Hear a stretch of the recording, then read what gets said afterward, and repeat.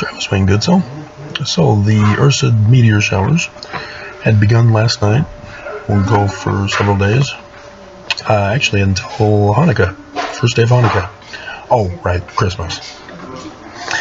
And as such, it's the Ursa Minor constellation, which is the Little Bear. And I went, oh, okay, yeah. That reminds me of a scriptural prophecy. And sure enough, we'll get to that. All of last year, 2021, I was doing video after video after video about signs in the heavens corresponding with Old Testament scriptures. And showing how the scriptures are being fulfilled in these latter days. That all of the scriptures are apocalyptic literature. And sure enough, the stories are signs in the heavens for the latter days, giving us the date and time of when they are to occur. So here we have another one. And it comes from 2 Kings chapter 2, verse 23 and 24. And it's Elishua, not Elisha. The Hebrew spelling is Shua, which means salvation. So, the God of salvation.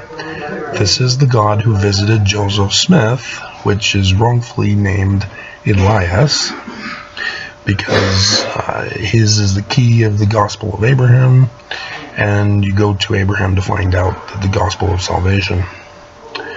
And so Elishua, God Shua. Jesus is Yah of salvation, the Hebrew God. So Elijah is the God Yah. And so here we have Elishua.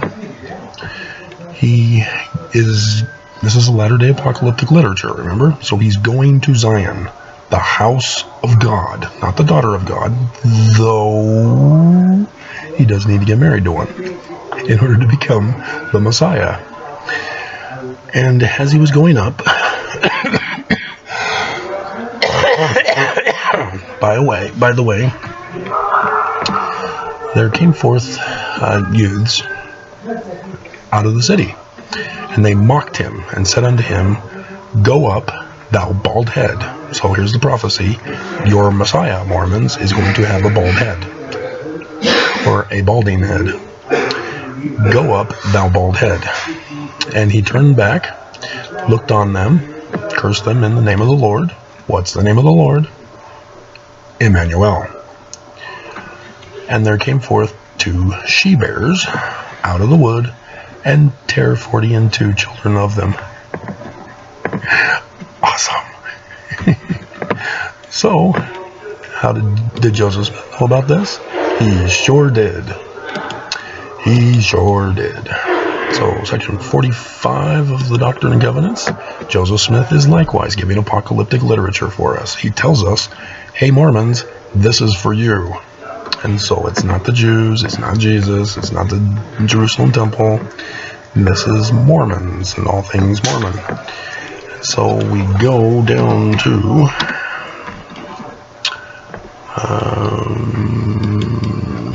49.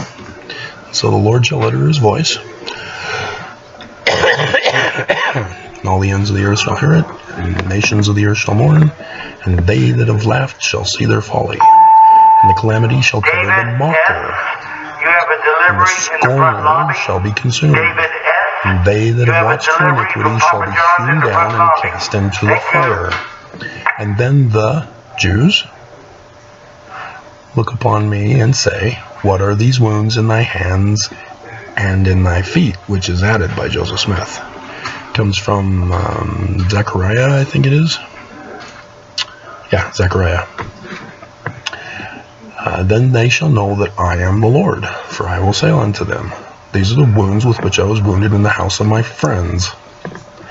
I am he who was lifted up to ascend to the throne, not the actual cross that's in the Gospels, because those are apocalyptic literature too. So it's not Jesus, it's Yah of salvation that was crucified. Not crucified, That's the sign in the heavens for 8 April 2024 that crosses over America from the one on 21st of August 2017. I am the Son of God. And then Mormons shall weep because of their iniquities, and they shall lament because they persecuted their king. So there you have it. The sign in the heaven fulfilling scriptural prophecies for the latter days.